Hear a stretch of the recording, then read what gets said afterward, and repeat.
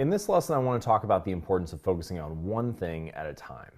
Now, there are a variety of different theories about how many habits you can focus on at once or how many habits to focus on if you want to build better habits. For example, some researchers think that if you focus on 2 or 3 really small habits at the same time, then that can work and you actually learn how to get in the habit of building a new habit.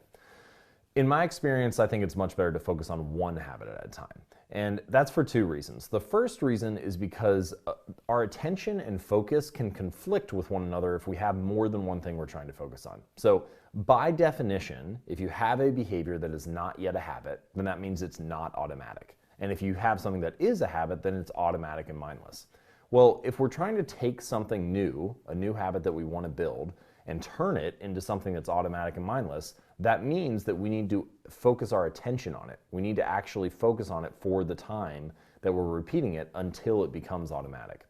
If we have 2 behaviors that we try to do that on, then which one are you going to focus on most? Which one are you going to direct your attention to more? The brain is in conflict in that case, and it makes it hard to stick to the habit long term.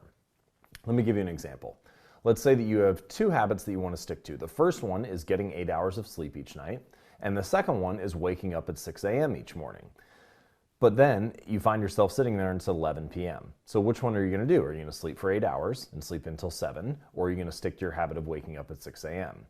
This is what psychologists call goal competition, because we have 2 goals and they're competing with one another. Neither one can they can't both work, so we have to choose one.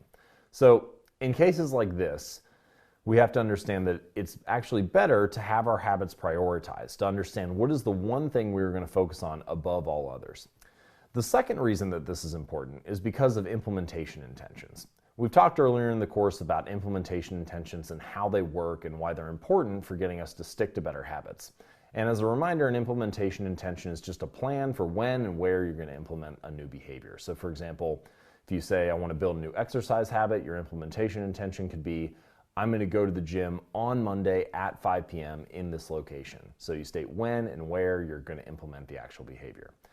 But there have been some follow-up studies, and those follow-up studies have shown that implementation intentions only work, and certainly work best, when you're focused on one goal and not multiple goals. So if you write out plans for yourself for 4 different habits, for example, then it's unlikely that those implementation intentions are going to be as powerful because some of the goals may conflict with each other. They may rub up and prevent one another from happening. So what I'd like you to do is click on the worksheet below this video, think about the habits that you want to build, and I want you to rank and order them, prioritize them. Which one is actually at the top of your list right now?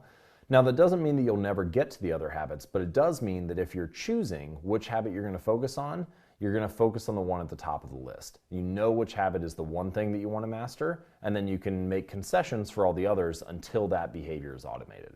So go ahead and do that now, and I'll see you in the next lesson.